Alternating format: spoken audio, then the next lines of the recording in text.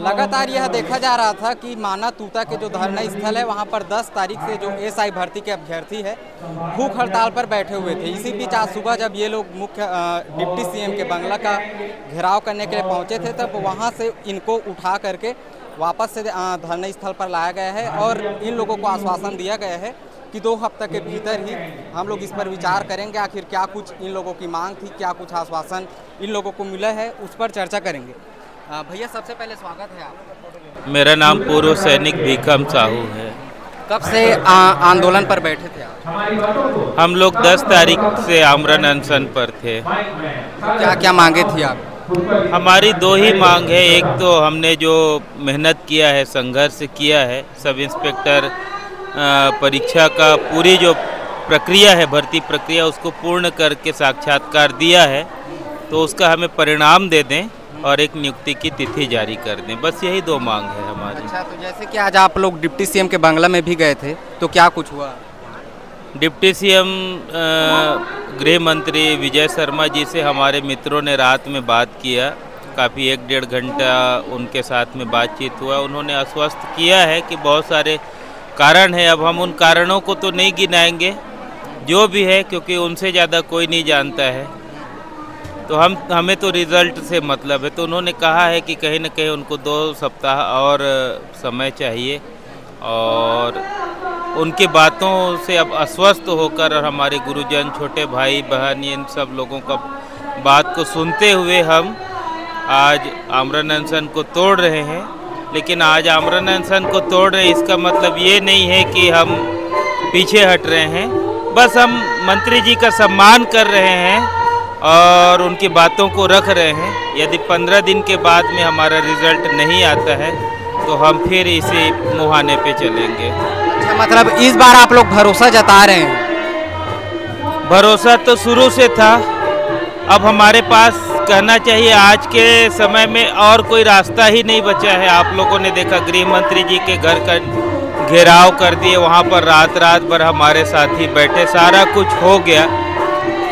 हम युवा हैं, हमारे पास ताकत नहीं है, ताकत तो सरकार के पास है अभी।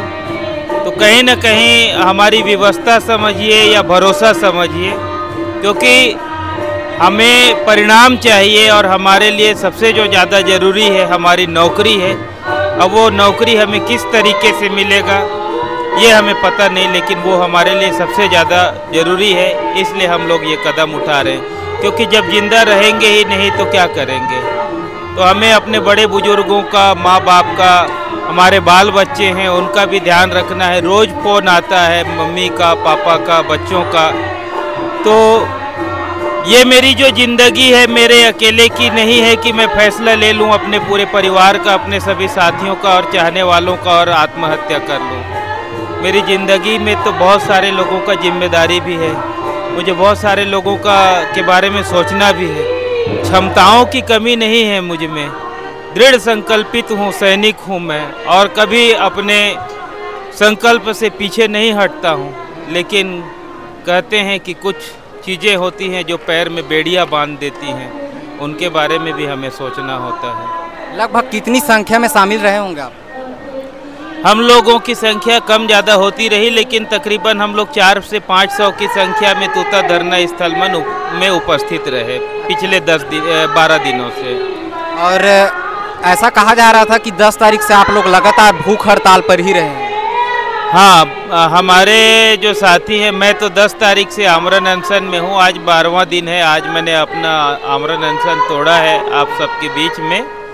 बाकी साथी और भी हैं जो आमरण अनशन में है, जैसे जयमोहन है हमारे बीच में, हमारी बहन श्रद्धा है, सीमा है, इन्होंने भी आमरण अनशन रखा था।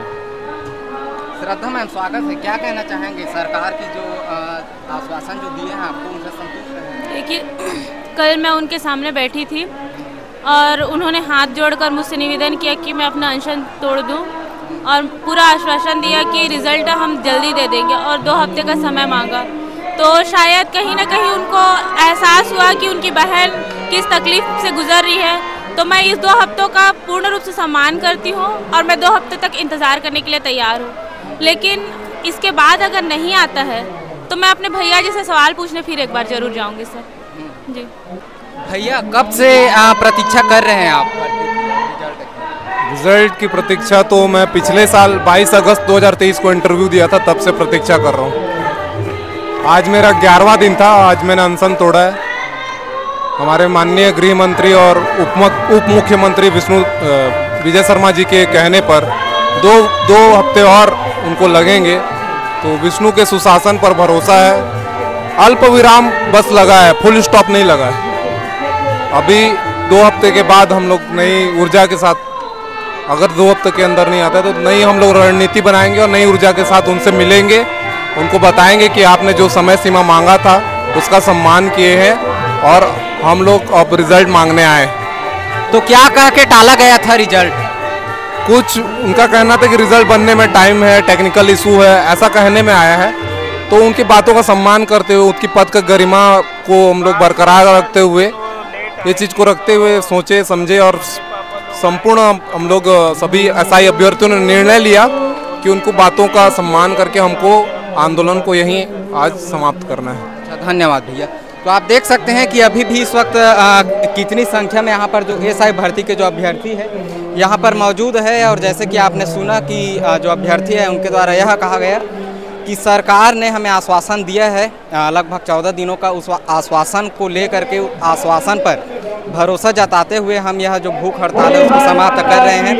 उम्मीद करते हैं कि वीडियो आपको पसंद आई होगी। अगर इसी प्रकार से बाकी खबरों से अपने आप को रूबरू रखना चाहते हैं तो चैनल को सब्सक्राइब अवश्य कीजिएगा। आपका हमारे साथ जुड़े रहने के लिए बहुत बहुत धन्यवाद।